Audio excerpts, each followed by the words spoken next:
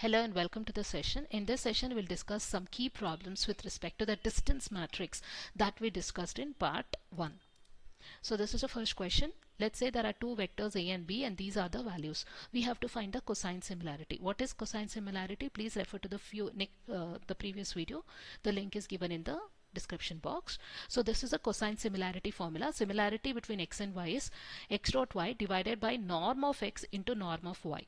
So how do you find the dot product is summation of xi into yi divided by how do you find the norm is square root of xi square, where I ranges from 1 to n. So let's first find the numerator. The numerator, how do you find the numerator is just multiply the respective bits and add it up. So 1 into 0 plus 1 into 1 plus 0 into 1. So I'm getting the numerator as 1. Next, how do you find the norm value? The norm of A is what? Take the square root and square of each value, you sum it up. So square root of 1 square plus 1 square. So I am getting norm of A as root 2. Norm of B is square root of 0 square plus 1 square plus 1 square. That is again root 2. So both the norms I am getting as root 2. Now apply that to the final equation. Cosine similarity is denominator I got as 1 and norms I got as root 2. So 1 divided by root 2, this is the norm of A. The other root 2 is norm of B. So final value is 0.5. Let's see the next question. If there are two coordinates, if these are the two objects, we have to apply the Chebyshev distance.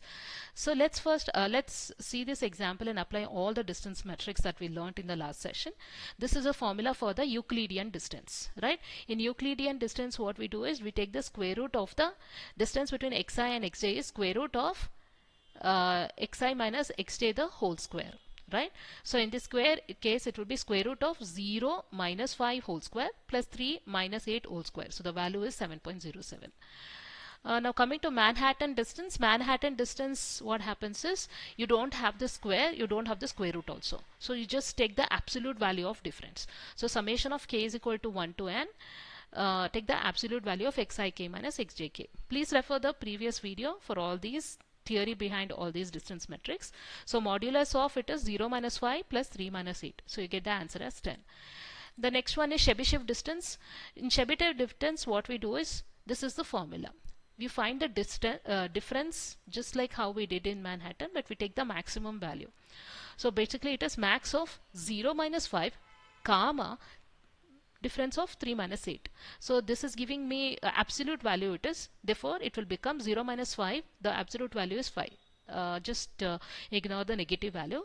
3 minus 8 is minus 5. Again, ignore the negative value. So max of 5 comma 5 both are same. Therefore, the Chebyshev distance is 5.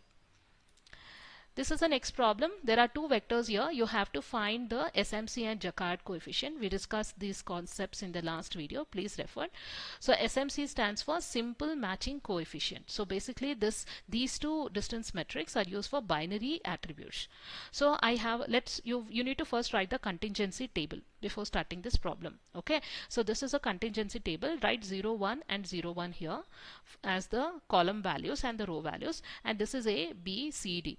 A is when both x and y are 0, B is when x is 0, y is 1, C is when x is 1, y is 0, D is when both x and y are 1.